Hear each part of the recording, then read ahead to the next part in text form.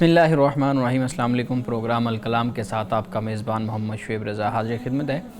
ناظرین کرام، پروگرام کے پہلے حصے میں ہم قرآن کریم کی کچھ آیات کو سمجھنے کی کوشش کریں گے اور دوسرے حصے میں اپنے عہد کے نمائندہ سیاسی، سماجی، مذہبی موضوعات پہ پیدا ہونے والے سوالات کے جوابات ایک نئے نقطہ نظر سے جاننے کی کوشش کریں گے۔ حسب سابق ہمارے ساتھ شریک گفتگو ہیں جناب امانت رسول صاحب۔ امانت صاحب، بہت شکریہ آپ کے وقت کا۔ میری معاونت کے لیے موجود ہیں جناب میڈم نورین صاحبہ۔ تھینک یو سو مچ میم۔ ناظرین کرام، آپ کی اسکرین پہ ہمارا واٹس ایپ نمبر آ رہا ہوگا، آپ اس واٹس ایپ نمبر پہ اپنے سوالات ہمیں بھیج سکتے ہیں، ہم انشاءاللہ آپ کے سوالات کو ضرور ایڈریس کریں گے۔ امانت صاحب، ہم گزشتہ پروگرام میں بات کر رہے تھے سورہ مریم، اور سورہ مریم کی ہم نے تقریباً آخری آیات اس پہ پہنچے تھے۔ آج آپ ہمارے ناظرین کے لیے بتائیے گا کہ سورہ مریم کی کون سی آیت سے شروع کریں گے اور آگے ہم کہاں تک جائیں گے؟ بسم اللہ الرحمن الرحیم۔ ناظرین کرام، الحمدللہ تعالی آج ہم سورۃ مریم مکمل کر لیں گے، اور آخری کوئی 4 آیات ہیں جن پہ آج ہم بات کریں گے۔ میں یہاں پہ بس یہ ذکر کرتا چلوں کہ جو گزشتہ آیات ہم نے پڑھی تھی ان میں ذکر ہوا تھا کہ اللہ سبحانہ و تعالیٰ کے لیے ایک گروہ نے یا ایک جماعت نے یا لوگوں نے اولاد کا تصور یا عقیدہ رکھا ہے۔ حضرت مسیح علیہ السلام کو انہوں نے اللہ کا بیٹا کہا۔ اللہ سبحانہ و تعالیٰ نے اس پہ تبصرہ فرمایا اور اس شرک سے اور اس گناہ سے منع کیا۔ اس کے بعد اب ذکر یہ ہوتا ہے کہ اللہ سبحانہ و تعالیٰ فرماتا ہے کہ قیامت کے دن اللہ کی بارگاہ میں رحمان کے پاس جو بھی آئیں گے، یعنی سب کے سب لوگ وہ بندے بن کر آئیں گے۔ یعنی اس کی بارگاہ میں کوئی بیٹا نہیں ہے، کوئی بیٹی نہیں ہے، اس کی بارگاہ میں کوئی ایسی شخصیت نہیں ہے کہ جو یہ دعویٰ کیا جا سکے کہ یہ کوئی خدا کے معاملات میں شریک ہے، اور وہاں پر اللہ تعالیٰ اس کو ایک خاص مقام اور مرتبہ اس وجہ سے دے گا۔ تو یہاں اسی بات کا بیان ہوتا ہے کہ اللہ فرماتا ہے کہ ہر کوئی جو بھی آسمان اور زمین میں ہے وہ رب کے پاس جب رحمان کے پاس آئے گا تو وہ بندہ کی حیثیت سے آئے گا۔ اور فرمایا لقد احصاہم وعدہم عدا، اور اس کے پاس ان کا شمار ہے اور اس نے ان کو اچھی طرح گن رکھا ہے۔ سورۃ الکہف میں یہی لوگ کہ جو انکار کرنے والے ہیں قیامت کا، آخرت کا، دین کا، وہ یہ بات کہیں گے کہ یہ مالی حاضل کتاب، کہ یہ کیسی کتاب ہے کہ اس میں کوئی چھوٹی بات وہ غائب نہیں ہے، اس نے ہر چھوٹی بات کو بھی شمار کر رکھا ہے اور ہر بڑی بات کو بھی اس نے شمار کر رکھا ہے۔ یعنی ان کی زندگی کا کوئی چھوٹا سا کام، چھوٹا سا عمل جو انہوں نے خفیہ طور پر چھپ کر آپس میں مشورہ کیا یا اس کو سر انجام دیا، وہ بھی اسی کتاب میں موجود ہوگا، اور بڑے سے بڑا کام وہ بھی اسی کتاب میں موجود ہوگا۔ تو یہاں پر اللہ سبحانہ و تعالیٰ اسی بات کو بیان فرماتا ہے کہ اللہ نے ان کو اچھی طرح گن کر رکھا ہے، اور فرمایا وَكُلُّهُمْ آتِيهِ يَوْمَ الْقِيَامَةِ فَرْدًا، اور ان میں سے ہر ایک قیامت کے دن اس کے سامنے اکیلا آئے گا، اللہ کی بارگاہ میں اکیلا۔ یعنی اس سے مراد کیا ہے؟ انسان اپنے ایمان اور عمل کا جواب اللہ کی بارگاہ میں اکیلا ہو کر، یعنی فرد کی حیثیت سے دے گا۔ اب اس کے بعد فرمایا ان الذین آمنوا وعملوا الصالحات سیجعل لہ الرحمن ودا، کہ بے شک جو لوگ ایمان لائے اور اچھے کام کیے، فرمایا کہ ان کے لیے خدا محبت پیدا کر دیتا ہے یا کر دے گا۔ اب اس کے 2 مفہوم ہو جاتے ہیں۔ ایک تو معنی اور مفہوم یہ ہے کہ کل قیامت کے دن اللہ سبحانہ و تعالیٰ محبت کے ساتھ ان کا استقبال کرے گا، محبت کے ساتھ ان کو خوش آمدید کہے گا۔ قرآن مجید نے اس کو بھی بیان کیا کہ جنت کے دروازے پر فرشتے اور جو جنت کے لوگ ہوں گے خدا کی طرف سے مقرر کردہ، وہ جنتیوں کو خوش آمدید کہیں گے، ان کو ویلکم کہیں گے۔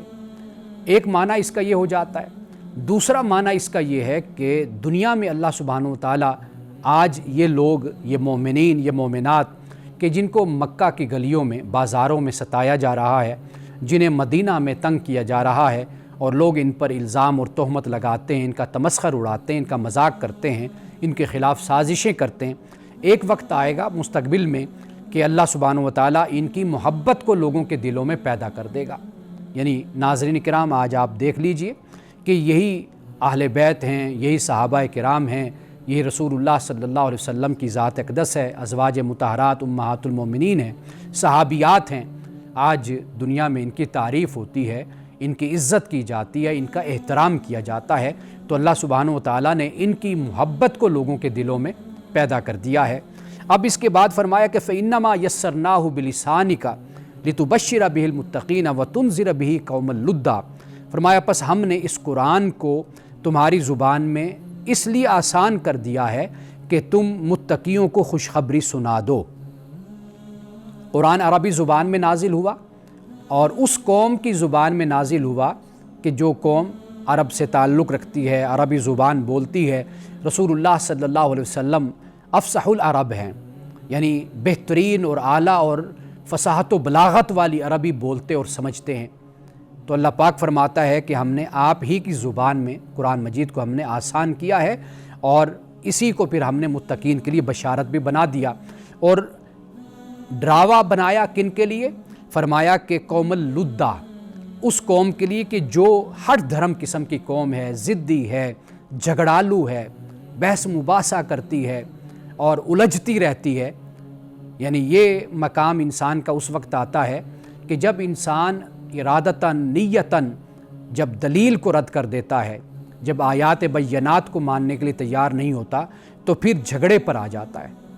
تو قرآن مجید نے یہاں پر اسی بات کو بیان کیا۔ یہاں ایک اور نقطہ میں ناظرین کرام بیان کرتا چلوں۔ انسان کی فطرت ہے، طبیعت ہے کہ وہ بحث بھی کرتا ہے، وہ مجادلہ بھی کرتا ہے، وہ جھگڑتا بھی ہے، لیکن قرآن پاک نے ہمیں یہ تعلیم دی ہے کہ وجادلہم باللتی احسن، کہ اگر آپ نے بحث بھی کرنی ہے تو بہترین طریقے سے کرو۔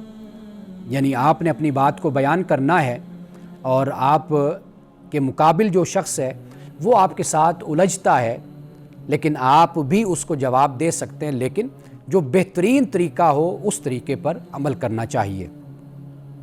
اب آخری جو آیت ہے ناظرین کرام، یہ بہت ہی اہم آیت ہے۔ سورۃ مریم کے آغاز میں بھی میں نے اس کا ذکر کیا تھا، اب یہ آخری آیت ہمارے سامنے ہے۔ اللہ پاک فرماتا ہے وَكَمْ أَهْلَكْنَا قَبْلَهُم مِّن قَرْنٍ، کہ کتنے قوموں کو، کتنے گروہوں کو ہم نے ہلاک کیا تم سے پہلے۔ هَلْ تُحِسُّ مِنْهُم مِّنْ أَحَدٍ أَوْ تَسْمَعُ لَهُمْ رِكْزًا، فرمایا کیا تم ان میں سے کسی کو دیکھتے ہو یا ان کی کوئی آہٹ بھی سنتے ہو؟ کوئی جیسے قدموں کی آہٹ ہوتی ہے، آپ گھر میں بیٹھے ہوئے ہیں تو کوئی گھر میں داخل ہوتا ہے تو آپ کو پتہ چل جاتا ہے کہ فلاں شخص گھر میں داخل ہوا ہے، آپ خبردار ہو جاتے ہیں۔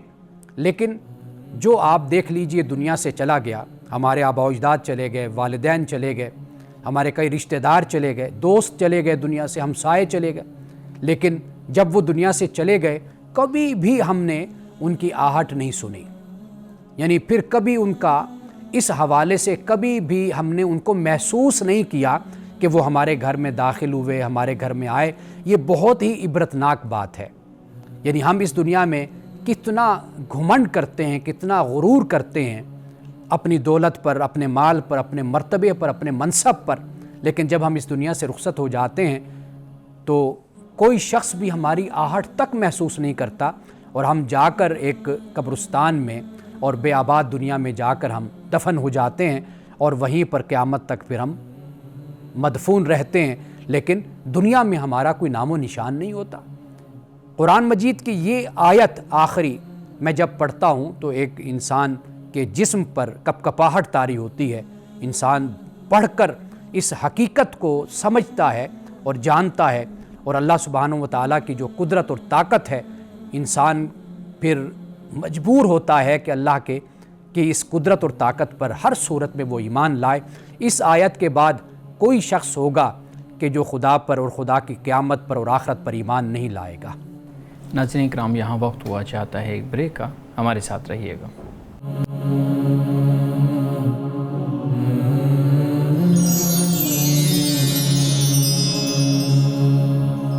پروگرام میں ایک دفعہ پھر خوش آمدید۔ امان صاحب، سورہ مریم الحمدللہ ہماری مکمل ہو گئی ہے، اور جو آج کی آیات ہیں ان پہ کچھ سوالات ہیں میرے پاس۔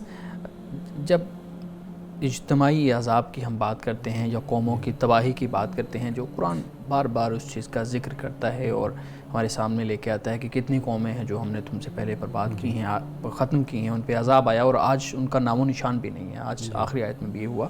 مولانا صاحب اس حوالے سے ہمیں ملتا ہے کہ امت مسلمہ پہ جو اجتماعی عذاب نہ آنے کے بارے میں ہمیں ایک روایت ملتی ہے، آپ نے بھی وہ پڑھی ہوگی. اچھا، ہم دیکھتے ہیں کہ روایت موجود ہے کہ اجتماعی عذاب نہیں آئے گا، لیکن اس کے باوجود سابقہ اقوام کا جو ذکر ہے، ان کے عذاب کا، ان کے جو معاملات ہیں، اس کا ذکر بار بار قرآن میں ملتا ہے. جب اجتماعی عذاب آنا ہی نہیں ہے تو پھر بار بار اس کا ذکر کرنے کی کیا ضرورت ہے؟ قرآن مجید کا جو ایک مقصد ہے انبیاء علیہ السلام کی بعثت کو بھی بیان کیا. ایک تو تبشیر اور انذار ہے. صحیح. تبشیر بھی بیان ہے قرآن مجید میں، بشارت بھی بیان ہے. وہ اس لیے کہ جو ایمان اور عمل صالح کرنے والے ہیں ان کے لیے بشارت ہے. صحیح. اور انذار کا معاملہ یہ ہوتا ہے کہ جو لوگ عملی کی زندگی گزار رہے ہیں، بدکاری کی زندگی گزار رہے ہیں، ایمان سے محرومی کی زندگی گزار رہے ہیں، تو ان کو خبردار کیا جا رہا ہے کہ بھئی آپ خبردار ہو جاؤ. اللہ سبحانہ و تعالیٰ کی قدرت میں ہے اور اس کی طاقت میں ہے اور اس کے اختیار میں ہے کہ وہ تمہارے جو بدعمالیاں ہیں ان کی سزا وہ دے سکتا ہے. صحیح. جہاں تک آپ کے سوال کے دوسرے حصے کا تعلق ہے وہ بھی میں ایڈریس کر دوں. ایک تو اس عذاب کا تعلق ہے انبیاء رسول کی قوموں کے ساتھ. یعنی رسول موجود ہے اور جو قوم ہے، جو مخاطبین ہیں، وہ نافرمان ہیں، کافر ہیں، سرکش ہیں. اس وجہ سے ایک مدت اور مہلت ان کو دے دی گئی. اس کے بعد پھر ان پر عذاب اترا اور رسول کو ان میں سے نکال دیا گیا. جیسے حضرت نوح علیہ السلام، حضرت موسیٰ علیہ السلام، حضرت صالح ہیں، دیگر انبیاء، حضرت شعیب ہیں. تمام کا معاملہ یہی ہم قرآن مجید میں پڑھتے ہیں. اب جو معاملہ ہے وہ یہ ہے، اب اعمال کی شامت ہے. اگر آپ اس کو عذاب کہہ لیجئے، اس کو سزا کہہ لیجئے، آپ جو بھی نام اس کو دینا چاہیں، لیکن اصل چیز کیا ہے اس وقت؟ اعمال کی شامت. قرآن مجید نے جو جنرلی جو اصول بیان کی ہیں اس پر جو قوم عمل کرتی ہے وہ دنیا میں ترقی کرتی ہے، آگے بڑھتی ہے. جو نہیں کرتی وہ اس کے اعمال کی شامت ہوتی ہے. ان میں سے ہم مسلمان بھی شامل ہیں. مولانا صاحب یہاں پہ ایک اور چیز بھی تو ہے، قرآن اجتماعی جو عذاب ہے اس کا، اجتماعی سزا کا ذکر کرتا ہے. تو ایک تو بہت سے لوگ سوال اٹھاتے ہیں کہ یہ تو انسانی حقوق کے یا انصاف کے اصولوں کے خلاف ہے کہ ایک شخص برا کام کر ہی نہیں رہا ہے تو آپ اس کو کیوں عذاب دے رہے ہیں، اس کو کیوں جو ہے نا وہ اس کی تکلیف دے رہے ہیں. ایک تو اس بات کو ایڈریس کیجیے گا. دوسرا ہم دیکھتے ہیں کہ ہمیں کچھ اقوام ایسے ملتے ہیں جہاں پر اجتماعی عذاب آیا اور جو اچھے لوگ تھے وہ بھی اس کا شکار بنے. لیکن دوسری طرف ہم دیکھتے ہیں کچھ انبیاء کے ساتھ لوگ نکل گئے، جیسے ہم حضرت نوح علیہ السلام کا معاملہ دیکھتے ہیں کہ اس میں کشتی میں لوگ بیٹھے اور اچھے لوگ جو متقین تھے وہ ان کے ساتھ چلے گئے، وہ بچ گئے. اب دو اس طرح کی صورتحال ملتے ہیں. کیا اس کی وجہ ہے کہ اگر اجتماعی عذاب کو اصول ہے تو سب کو، سارے انبیاء پہ اسی طرح سے، سارے انبیاء کے اقوام پہ ہونا چاہیے؟ قرآن مجید نے حضرت موسیٰ علیہ السلام کی قوم کے حوالے سے ایک جہاں پہ ذکر ہوا سورۃ الاعراف میں، وہاں پہ اسی بات کا ذکر کیا کہ عذاب سے لوگ بچے کیوں؟ اس لیے کہ وہ برائی سے منع کرتے تھے. ٹھیک. یہ نہی عن المنکر کا جو معاملہ ہے اس کو قرآن مجید نے بیان کیا. جو شریک ہوتے ہیں عذاب میں، اصل ان میں دو باتیں ہیں. ایک تو یہ ہے کہ وہ کبھی بھی روکتے نہیں ہیں، منع نہیں کرتے کہ آپ یہ برا کام کر رہے ہیں یا نہ کریں. وہ اپنے آپ کو بالکل اس سے بے پرواہ اور وہی خیال کرتے ہیں کہ ہمیں اس سے کیا غرض، جو ہو رہا ہے ہوتا وہ اپنا کام کرتے رہیں. تو وہ ان سے بالکل علیحدہ. ایک تو یہ سزا ہوتی ہے جب انسان کسی اختیار پر ہوتا ہے یا انسان پر کوئی ذمہ داری عائد ہوتی ہے. یعنی مثال کے طور پر باپ ہے، اب اس کی ذمہ داری ہے کہ وہ اپنے گھر کی تربیت کرے. وہ اپنے بچوں کو دیکھتا ہے. ایک بچہ جو سا ہے وہ محلے میں جا کر کسی کا سر پھوڑ کر آ جاتا ہے، کسی سے لڑ کر زیادتی کر کے آتا ہے. اب وہ بجائے اس کے کہ وہ اپنے بچے کو تادیب کرے یا سزا دے اس کو یا اس کو سمجھائے، وہ الٹا اس کی سائیڈ لیتا ہے. اور پھر کل کیا ہوگا؟ وہی بچہ پھر اپنے باپ کے سامنے بھی کھڑا ہوتا ہے، کیونکہ برائی اور اچھائی کا فرق ختم ہو گیا نا. یہی معاملہ سماجی سطح پر بھی ہوتا ہے. جب ایک شخص ذمہ دار بنتا ہے، مثال کے طور پر علماء ہیں، ان کی ذمہ داری ہے کہ وہ لوگوں کو نیکی کی نصیحت کریں. میں حکم کی نہیں بات کر رہا، نیکی کی نصیحت کریں، ترغیب دیں. اسی طرح برائی کے بارے میں ان کو بتائیں، ان کو آگاہ کریں. تو جب یہ علماء اپنا کام نہیں کرتے تو پھر یہ بھی ذمہ دار بن جاتے ہیں.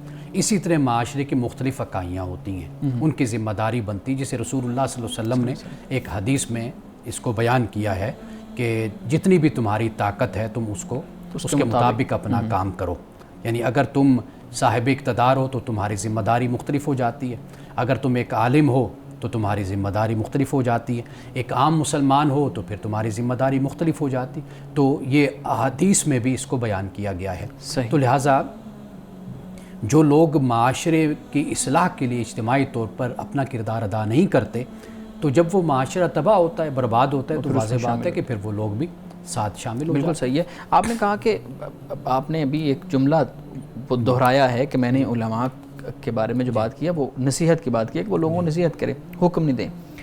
ہمارے ہاں اس کو حکم کے درجہ میں رکھا جاتا ہے. ہم دیکھتے ہیں ممبر ہے، ہم دیکھتے ہیں باقی سماجی جو ہمارے اجتماعات ہوتے ہیں اس میں بھی یہ ہوتا ہے کہ وہ ایک حکمانہ یا آپ کہہ لیں کہ ایک امر کے اس جو ہے نا معاملے میں اس یا پھر انداز سخت اختیار کیا جاتا ہے، اور اس سے یہ محسوس ہوتا ہے کہ یہ حکم دیا جا رہا ہے، اگر نہیں کرو گے تو مختلف جو ہے نا تمہارے لیے نتائج نکل سکتے ہیں. تو آپ بتائیے گا کہ اللہ رب العزت نے علماء کو یا جو ہمارے بڑے ریاست کے سربراہ ہیں ان کے لیے حکم کا کہیں نہ کہیں کچھ ذکر کیا ہے کہ یہ حکم دے سکتے ہیں؟ دیکھیے، جو صاحبان ریاست ہیں جن کو اختیار حاصل ہے، یا آپ یوں سمجھ لیجئے کہ جیسے ایک کمپنی ہے، اس کمپنی کا چیئرمین ہوتا ہے، یا آپ یوں کہہ لیجئے سی او ہوتا ہے، تو اس کے اختیارات ہوتے ہیں نا. تو وہ وہاں پر جو بھی قوانین بنائے گا، جو بھی شرائط رکھے گا، وہ اس پر امپلیمنٹ کروائے گا. یہ اسی طرح معاملہ ہوتا ہے کہ ریاست کا جو ذمہ دار ہوتا ہے، بڑا ہوتا ہے. ہمیں قرآن پاک نے بھی اسی بات کی تعلیم دی ہے کہ ہم اولی الامر کی اطاعت کریں. اولی الامر کی اطاعت سے مراد اس میں علماء بھی ہیں اور اس میں اہل سیاست، اہل حکومت بھی ہیں، دونوں شامل ہیں، ورنہ پھر فساد پیدا ہوتا ہے. آپ یوں سمجھ لیجئے کہ حاکمانہ جو معاملہ ہے وہ ریاست کے ساتھ ہو جاتا ہے، حکیمانہ جو معاملہ ہے وہ علماء کے ساتھ ہو جاتا ہے، کہ علماء کو اپنا کردار اس طرح ادا کرنا ہے کہ وہ لوگوں کی اصلاح کریں، لوگوں کو تبلیغ کریں، لوگوں کو دعوت دیں، جو اسلام اور دین کہتا ہے وہ لوگوں تک پہنچائیں. بالکل ٹھیک ہے، لیکن لوگ ان کی طرف سے پھر ایک یہ آتا ہے نا کہ لوگ اس طرح مانتے نہیں ہیں، یعنی لوگ چیز کی انٹینسٹی کو یا اس حکم کی انٹینسٹی کو سمجھتے نہیں ہیں. اس لیے ہم یہاں پہ اس سٹیج پہ جا کے اللہ رب العزت نے ہمیں منصب دیا، جیسے آپ نے وہ روایت بیان کی کہ رسول اللہ صلی اللہ علیہ وسلم اپنی طاقت کے مطابق تم برائی کو روکو. تو وہ کہتے ہیں ہمیں تو اللہ رب العزت نے یہ منصب عطا کیا ہے، اگر ہم ہی نہیں کریں گے تو کون کرے گا؟ دیکھیے، علماء کی جو بنیادی طور پر ذمہ داری ہے نا، وہ ہے اللہ کے دین کو پہنچانا. لوگ اس پر کتنا عمل کر رہے ہیں، کتنا نہیں کر رہے، یہ اللہ نے ان سے نہیں پوچھنا.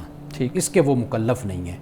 ان کی ذمہ داری یہ ہے کہ وہ اپنا کام سر انجام دیتے رہیں، لوگوں کو دعوت دین دیتے رہیں، لوگوں کی اصلاح کا کام کرتے رہیں. تو بنیادی کام ان کا یہ ہے. اب لوگوں کا آگے سے جو رسپانس ہے، جو رویہ ہے، وہ اللہ کی بارگاہ میں جواب دیں. ہمیں اطمینان اس بات کا ہونا چاہیے کہ ہم نے صحیح بات اور سچ بات ہم نے لوگوں تک پہنچا دی ہے. بالکل صحیح ہے. اچھا، جو آپ نے بات کی کہ کچھ لوگ خاموش رہتے تھے، لوگوں اجتماعی طور پہ لوگوں کی اصلاح کے لیے اپنا رول پلے نہیں کرتے، تو اس لیے وہ اجتماعی عذاب کا شکار بنے. ہم دیکھتے ہیں آج بھی معاشرے میں بہت سے لوگ اس طرح کے نظر آتے ہیں، اور جب بھی ہم کوئی کام کرنے لگتے ہیں سماجی طور پہ تو ہمیں یہ کہا جاتا ہے کہ آپ جو دوسرا نہیں کر رہا تو نہ کریں، میں تو اپنی جگہ پہ ہوں. ہم بہت سے لوگوں کو دیکھتے ہیں آتے جاتے، ملتے بھی ہیں، تو وہ ہیں تو صاحب منصب لیکن وہ ان معاملات میں پڑھنا ہی نہیں چاہتے، اس وجہ سے کہ یار یہ معاملہ وہ گندے ہیں. وہ پنجابی کی مثال ہے نا کہ اگر کیچڑ کے اندر وہ پھینکیں گے تو وہ اپنے اوپر ہی جو ہے نا وہ سارا گند آئے گا. تو وہ کہتے ہیں کہ ہمیں اس کی ضرورت نہیں ہے. کیا ان کا کردار ہم ملا سکتے ہیں ان لوگوں کے ساتھ؟ دیکھیے، پہلی بات یہ ہے کہ ہمارے ہاں اتنی پولرائزیشن ہے. میری آپ سے توقع یہ ہوتی ہے کہ جسے میں حق اور سچ سمجھ رہا ہوں، آپ اس پر میرے ساتھ کھڑے ہوں اور آپ سٹینڈ لیں میرے ساتھ. یہ توقعات ہماری غلط ہیں. ممکن ہے کہ میں جس بات کو بڑی اہمیت دے رہا ہوں اور جس پر میں بڑا زور دے رہا ہوں، بڑا اصرار کر رہا ہوں، اور میں بڑے حق اور سچ کی لڑائی سمجھ رہا ہوں، ممکن ہے وہ آپ کے نزدیک وہ نہ ہو. آپ میرے بارے میں یہ خیال کرتے ہوں کہ بھئی یہ جس جگہ پر کھڑے ہوئے ہیں یہ صاحب یہ غلط کھڑے ہوئے ہیں، اور جن کے لیے کھڑے ہوئے ہیں وہ اس قابل یا اس کا استحقاق نہیں رکھتے کہ ان کے لیے اتنی آواز بلند کی جائے. اب آپ کا میرا یہ اختلاف ہے. جب ہم حق اور سچ کی بات کرتے ہیں نا، حق اور سچ وہ ہوتا ہے کہ جس پر پورا معاشرہ جمع ہوتا ہے، اتفاق ہوتا ہے، اس میں کوئی پارٹیشن نہیں ہوتی. مثال کے طور پر آپ رشوت کی بات کریں گے تو واضح بات ہے پورا معاشرہ اس پر جمع ہوگا کہ بھئی رشوت حرام ہے، ناجائز ہے، یہ نہیں ہونی چاہیے، یا ملاوٹ ہے، آپ کہیں گے یہ ناجائز ہے، غلط ہے، اور جو ملاوٹ کرنے والا ہے آپ بھی اس کے خلاف، میں بھی اس کے خلاف۔ یہاں پر جو صورتحال بنتی ہے، جیسے مثال کے طور پر کسی عالم سے یہ توقع رکھنا کہ بھئی یہ ہمارے ساتھ کیوں نہیں کھڑے ہو رہے، ہم جو لڑائی کر رہے ہیں، یا ہم نے ایک تحریک چلائی ہوئی ہے، یا ایک ہم نے اپنا راستہ اختیار کیا ہوا ہے، یہ ہمارے حق میں نہیں، یہ جو توقعات ہوتی ہیں نا یہ بالکل غلط ہیں۔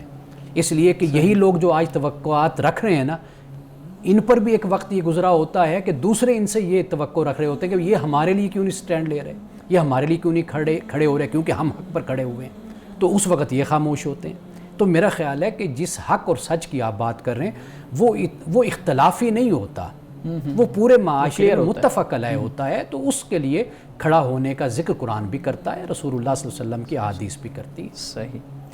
ناظرین کرام، یہاں وقت ہوا چاہتا ہے ایک بریک کا، ہمارے ساتھ رہیے گا۔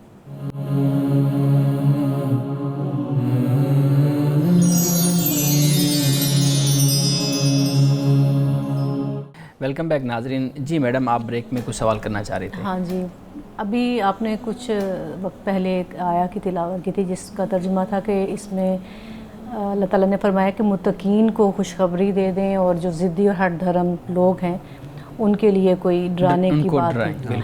تو اسی سے ریلیٹڈ میرے ذہن میں ایک آیا کا ترجمہ ہے، سورۃ البقرہ میں پڑھ رہی تھی، اس میں اللہ تعالیٰ نے ان آیات میں فرمایا کہ جو مطلب جو ضدی لوگ ہیں، ہٹ دھرم ہے، اسی طرح الفاظ استعمال ہوئے تھے اس میں بھی، تو ان کے ساتھ بحث کرنے میں وقت ضائع کرنے کے بجائے ان سے گریز کیا جائے اور اپنے آپ کو نیکی کے کاموں میں سبقت لے جانے کی طرف توجہ دلوائی مسلمانوں کی، مومنین کی۔ تو ہمارے لیے، ہمارے معاشرے کے لیے اس میں ایک لیسن بھی ہے کہ اگر جب ہمارے ارد گرد معاشرے میں ایسے لوگ، ایسے طبقے میں لوگ نظر آتے ہیں کہ جو ہمیں غیر ضروری باتوں میں الجھائے رکھتے ہیں، تو ہمیں ان کے ساتھ اس الجھن کا شکار ہونے کی بجائے اللہ تعالیٰ کی طرف لو لگانی چاہیے اور نیکیوں کی طرف سبقت لے جانی چاہیے۔ اب دیکھیں نا، مکالمہ، محادثہ یہ اس وقت تک ہوتا ہے جب تک آپ کو یہ امید ہوتی ہے کہ دوسرا میری بات کو سمجھ رہا ہے یا سمجھے گا، یا اس میں آپ تبدیلی کی کوئی امید رکھتے ہیں، تو پھر آپ اپنی نصیحت کو یا مکالمے کو یا مباحثے کو آپ جاری رکھتے ہیں۔ جہاں پہ آپ یہ دیکھیں نا کہ یہ شخص اپنی جگہ پر اس طرح ہٹ دھرمی کے ساتھ کھڑا ہوا ہے کہ یہ دلیل کو، ثبوت کو اور جو استدلال کو یہ مانتا ہی نہیں ہے۔ وہ جیسے کہا جاتا ہے کہ میں نہیں مانتا، بس وہ یہ رویہ اختیار کیے ہوئے ہے۔ تو وہاں پر اللہ سبحانہ و تعالیٰ پھر یہی فرماتا ہے کہ بھئی ان کو آپ چھوڑ دو۔ یہ بھی فرمایا نا کہ اعرض عن الجاہلین، جاہلوں سے اعراض برتو۔ تو اعراض برتنے کا معاملہ یہ تب ہے کہ جب آپ اس سٹیج پہ، اس نہج پہ آپ پہنچ جاتے ہیں کہ اب اس شخص پر کوئی نصیحت اثر نہیں کرے گی۔ قرآن پاک نے بھی اسی بات کو بیان کیا ہے کہ جیسے جب اللہ پاک قرآن میں یہ بیان کرتا ہے کہ یہ ہدایت نہیں پائیں گے، کہ آپ ان میں یہ نہیں دیکھیں گے کہ یہ ہدایت کو حاصل کریں گے یا کرنا چاہتے ہیں، تو فرمایا کہ یہاں پر اب آپ خاموشی اختیار کر لیجئے۔ کیوں؟ اس لیے کہ اللہ نے جو ان کو مہلت دی، وقت دیا، مدت دی، اور اب یہ اس نتیجے تک صورتحال پہنچ چکی ہے کہ یہ پلٹیں گے نہیں واپس۔ تو یہ وہ مقام ہوتا ہے کہ جہاں پہ انسان جو ہے یہ اپنی ذاتی انا کا اس طرح شکار ہوتا ہے کہ پھر اس کے لیے آسمان سے کچھ بھی اتر کر بھی آ جائے تو اس نے نہیں ماننا۔ مولانا صاحب، قرآن پاک میں ایک سوال کر سکتی ہوں؟ قرآن پاک پڑھتے ہوئے انہی چیزوں سے ریلیٹڈ ہے کہ کیا طریقہ، یعنی دل کی حالت اور ذہن کی حالت کیا ہونی چاہیے کہ بس جو لکھا ہے اسے مینو ان مان لے، یا پھر ایک آپ کے ذہن میں سوالات اٹھتے ہیں چیزیں پڑھنے سے، آپ ان سوالوں کو کیوری کی طرح دیکھتے ہیں کہ بھئی یہ ایسا کیوں ہے، اس کی لاجک ڈھونڈنا، کیا اس نظر سے، اس نقطۂ نظر سے پڑھنے میں کوئی حرج تو نہیں ہے؟ دیکھیے، قرآن مجید کے نزول کا جو مقصد ہے قرآن نے بیان کیا وہ ہے تذکیر، نصیحت حاصل کرنا۔ جو آپ نے جس پہلو کی طرف اشارہ کیا، اگر ایسے کوئی سوالات، اعتراضات یا ایسے اشکالات پیدا ہوتے ہیں تو پھر صاحب علم سے رابطہ کیا جاتا ہے، پوچھا جاتا ہے، بات کی جاتی ہے، وہ ایک علیحدہ معاملہ ہے۔ لیکن قرآن مجید بنیادی طور پر جب ہم پڑھتے ہیں تو اس میں نصیحت کا معاملہ ہے، یعنی آخرت کا ذکر بار بار آتا ہے، قیامت کا ذکر ہوتا ہے، انسان کی موت کا ذکر ہوتا ہے، انسان کے فنا کا ذکر ہے، انسان کی تخلیق کا بیان اس میں ہوتا ہے، پھر تاریخ ہسٹری کو بیان کیا جاتا ہے، یعنی پہلے واقعات جو گزرے ہیں ان کو بیان کیا جاتا ہے۔ تو بنیادی طور پر مقصد یہ ہے، لیکن انسانی ذہن ہے، انسانی فطرت ہے کہ وہ سوالات بھی اٹھاتا ہے، تو اس کے لیے پھر یہی ہے کہ انسان اپنے مطالعے کو وقت کے ساتھ ساتھ وسیع کرتا چلا جاتا ہے، تو پھر بہت سی جو مشکلات ہوتی ہیں اور بہت سے سوالات ہوتے ہیں ان کو پھر حل کر لیتا ہے۔ صحیح۔ مولانا صاحب، ہمارے ناظرین کے بھی کچھ سوالات میں آپ کے سامنے رکھتا ہوں۔ پوچھتے ہیں جی کہ آج کل نوجوان بہت زیادہ ناردرن ایریاز میں جاتے ہیں، برف باری دیکھنے کے لیے جاتے ہیں، تو وہاں پہ پانی بھی موجود ہے اور پانی ایسا بھی ہے کہ ہم اس کو پی بھی رہے ہیں اور وافر تعداد میں موجود ہے، لیکن وہاں پہ سردی کی وجہ سے وضو کرنا ضروری ہے یا وہاں پہ تیمم کیا جا سکتا ہے؟ دیکھیے، وضو اس صورت میں کرنا یعنی اس وقت تک کرنا لازم ہے کہ جب تک انسان کو کسی بیماری کے شکار ہونے کا، اس میں مبتلا ہونے کا ڈر نہ ہو، ٹھیک ہے، اور کہیں اس کی جان تلف ہو جانے کا ڈر نہ ہو، تو اس وقت تک وضو انسان کو کرنا چاہیے۔ قرآن پاک نے جب یہ بیان فرمایا ہے تو بنیادی بات یہی ہے، یعنی نوجوان ہے، وہ ناردرن ایریا میں جاتا ہے، وہاں برف باری ہے، کچھ بھی ہے، پانی بھی میسر ہے، تو وہ اسے چاہیے کہ وہ وضو کرے اسی ٹھنڈے پانی سے جو ٹھنڈا پانی 0 ہے ڈگری جو پہ بھی ہے۔ ہے، یعنی اگر اس کو اپنی جان کے نقصان کا ڈر نہیں ہے، خطرہ نہیں ہے، تو پھر اس کو وضو کرنا چاہیے۔ دیکھیے، آخر وہ وہاں پہ چلا بھی تو گیا ہے نا، اور اس حالت میں اس نے وہاں پر رہنا بھی ہے، ایک یہ بات ہے۔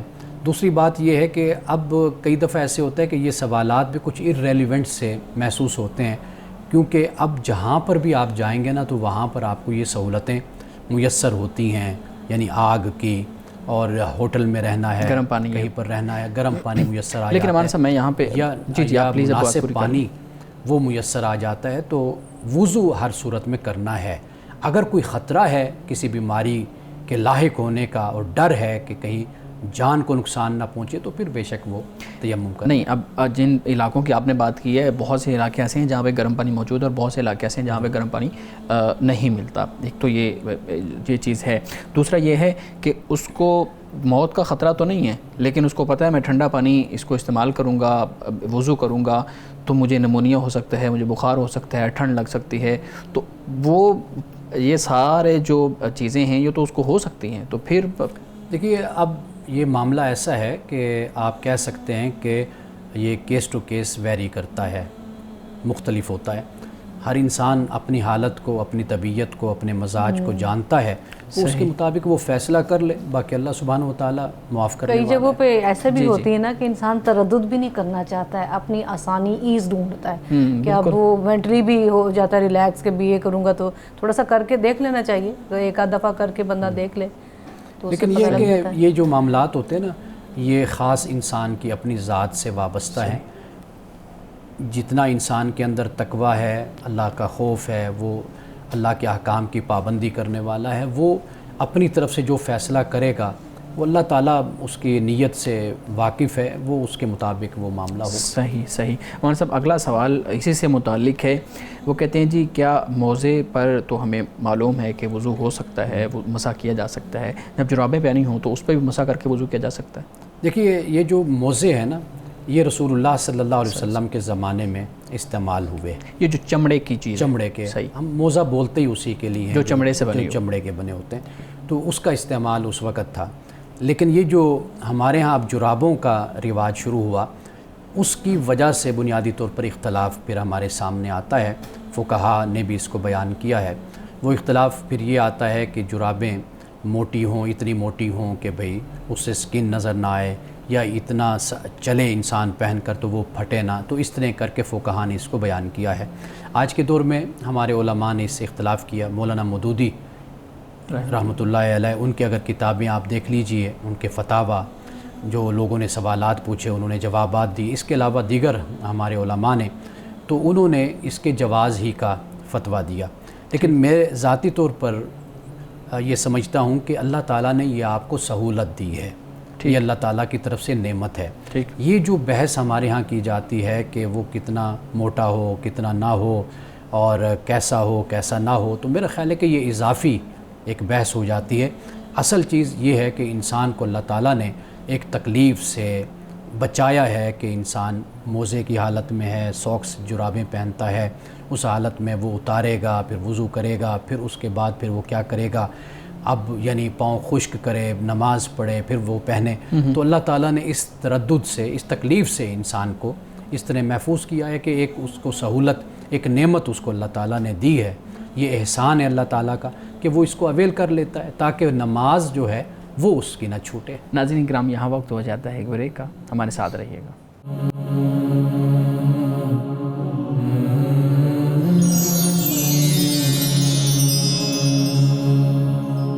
ویلکم بیک ناظرین۔ جی میڈم، آپ سوال کرنا چاہ رہی تھی۔ ہاں جی، ابھی آپ نے ذکر کیا مان صاحب سہولت کے حوالے سے کہ اللہ تعالیٰ نے اگر سہولت دی ہے، اجازت ہے تو ہمیں استعمال کرنا چاہیے، لیکن میں یہ دیکھتی ہوں کہ کچھ لوگ اس سہولت کو استعمال کرنے کی بجائے وہ اسی عمل کو ترجیح دیتے ہیں جس میں مشقت ہے۔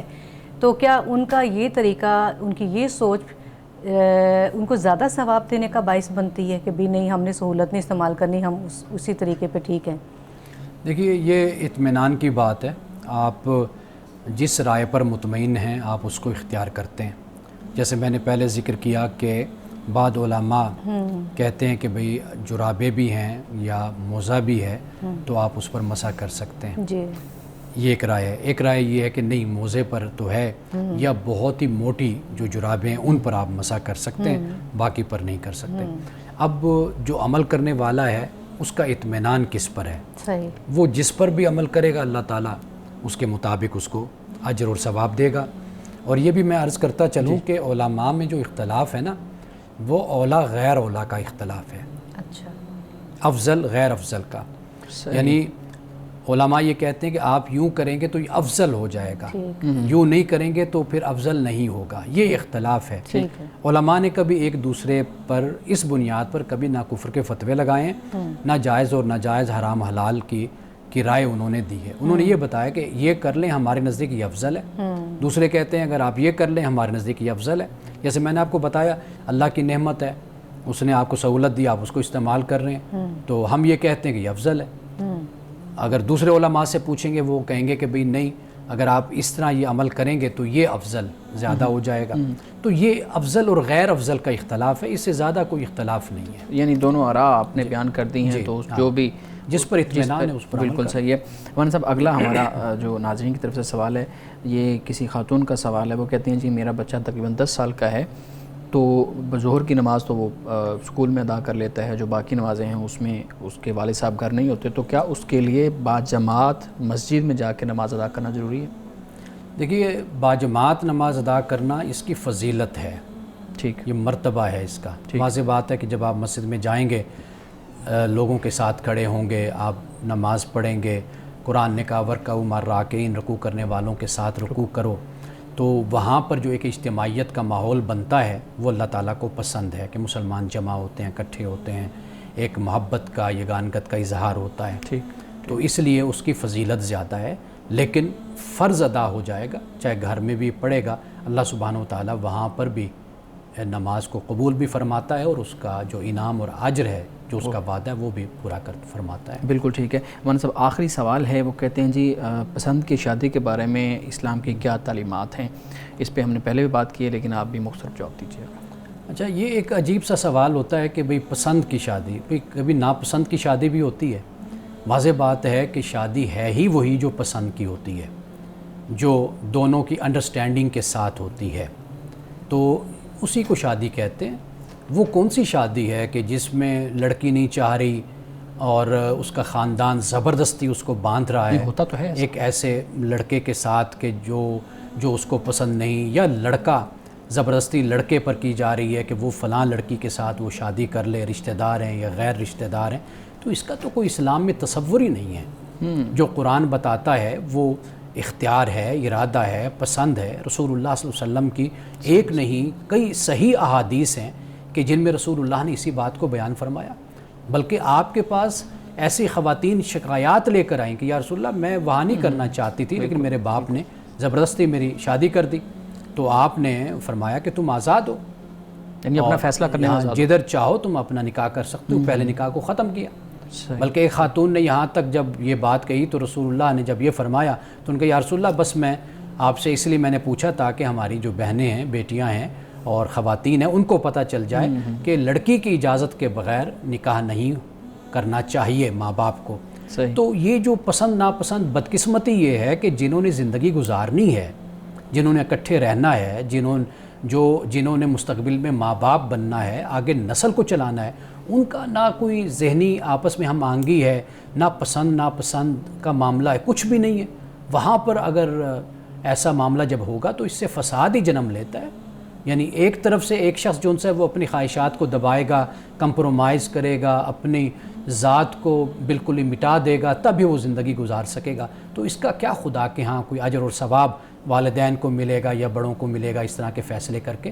تو اسلام نے جو تعلیم دی ہے وہ یہی تعلیم ہے کہ پسند ہو لڑکے اور لڑکی کی، ان کو مکمل طور پر اس بات کا اختیار ہے کہ وہ اپنے مستقبل کا اور اپنے حال کا اور اپنے جیون جو زندگی کا جیون ساتھی ہے اس کا وہ فیصلہ کریں۔ صحیح۔ شادیوں کی بات ہو رہی ہے تو اسی حوالے سے ایک سوال مجھے پرسنلی بیرون ملک سے آیا ہے، اور وہ سوال یہ ہے کہ پاکستان میں چونکہ جب ایک خاتون مطلب بطور بیوی، یوں کہہ لیجیے کہ بیوی اپنے شوہر کی نافرمانی کرتی ہے اگر، اور گھر میں ان طریقوں کو، اصولوں کو نہیں مانتی ہے جو مل جل کے میاں بیوی نے بنانے ہوتے ہیں، تو بطور یا تو پہلے یہ ہوتا ہے نا کہ شوہر سمجھاتا ہے، نہیں سمجھ آئی تو اس کو اس کے والدین کے گھر بھیج دیا جاتا ہے، ایک سٹیپ یہ ہوتا ہے۔ اب یہ خاتون اگر یہی عمل باہر ہو رہا ہے، پاکستان میں نہیں ہے وہ خاتون، اور وہ اپنے شوہر کے ساتھ سمجھداری کے ساتھ مل جل کے وقت نہیں گزار رہی بلکہ نافرمانی کے ساتھ گزار رہی ہے، تو وہ یہ پوچھتے ہیں کہ اب چونکہ یہ تو دیار غیر میں بیٹھی ہوئی تو اب اس کو سمجھانے کے لیے کیا طریقہ اختیار کیا جائے؟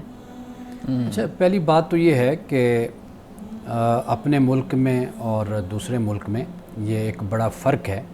یہاں پر عورت کے ساتھ کئی دفعہ زیادتی بھی ہوتی ہے، جی، یعنی خاوند شوہر خام خواہ اپنی جو بالادستی ہے اس کو قائم کرنا چاہتا ہے، اپنی بیوی اور عورت کے جذبات کو وہ کچلتا ہے اور اس کے ساتھ وہ سلوک کرتا ہے جو پرانے زمانے میں لونڈیوں کے ساتھ کیا جاتا ہے۔ ایک تو یہ رویہ ہم دیکھتے ہیں واضح طور پر ہمیں گھروں میں نظر آتا ہے، تو یہاں پر عورت کے ساتھ زیادتی ہوتی ہے۔ اب اس معاشرے میں جب جاتے ہیں تو وہاں پر کئی دفعہ تو ایسے ہوتا ہے کہ عورت سچی ہوتی ہے، مرد کردار کے حوالے سے، اپنی زبان کے حوالے سے، اخلاق کے حوالے سے اتنا یعنی حد سے بڑا ہوا ہوتا ہے کہ وہاں کی عورت جب دیکھتی ہے کہ مجھے سیکیورٹی ریاست کی طرف سے مل رہی ہے، حکومت کی طرف سے مل رہی ہے، اس نظام میں مل رہی ہے، تو وہ پھر اس کی کوشش یہی ہوتی ہے کہ میں اپنا حق حاصل کروں۔ یہاں پر بھی عورت اپنے حق کے لیے آواز اٹھا سکتی ہے اگر اس کو یہ پتہ ہو کہ اگر یہ میں نے قدم اٹھایا تو پھر جو کانسیکوینسز ہوں گے وہ میں خود اکیلی نہیں برداشت کروں گی کہ بلکہ مجھے معاشرے کی طرف سے سپورٹ بھی ہوگی، خاندان کی طرف سے بھی ہوگی۔ اب وہاں پر جب رہ رہے ہیں تو دیکھیے، ایک تو عورت آزاد ہے، مرد بھی آزاد ہے۔ اگر عورت نہیں بسنا چاہتی، ساتھ نہیں رہنا چاہتی، تو کوئی وجہ نہیں ہے کہ مرد زبردستی اس پر بوجھ ڈال کر یا جبراً اپنے نکاح میں رکھنے کی کوشش کرے۔ ایک تو یہ صورت بن جاتی ہے۔ دوسری بات یہ یاد رکھیے کہ باہر کا جو نظام اور سسٹم ہے نا، وہاں پر ثالثی کا بھی بڑا کردار ہوتا ہے، یعنی خود ریاست اور عدالت کی طرف سے باقاعدہ طور پر یہ نہیں ہوتا کہ لڑکی نے کہا جی مجھے طلاق چاہیے یا لڑکے نے کہا جی میں نے چھوڑ دینا ہے، یہ نہیں ہے فوری طور پر سارے کام ہو جائیں، بلکہ وہاں پر یہ بھی ہوتا ہے کہ بھی دونوں کو بلا کر بٹھا کر ان کی مصالحت کروائی جاتی ہے، گفتگو ہوتی ہے، باقاعدہ طور پر ان کو وقت دیا جاتا ہے، پھر اس کے بعد یہ طلاق کا عمل ہوتا ہے۔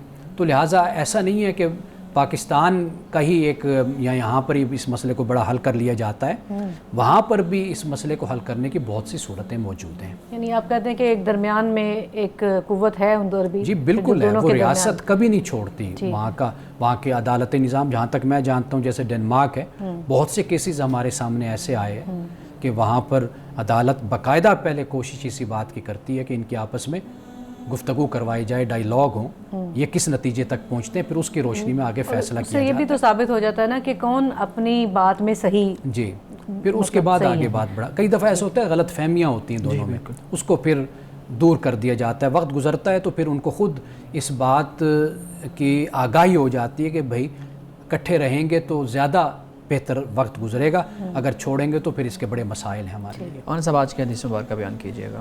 آج کی حدیث جنت اور دوزخ کے حوالے سے ہے۔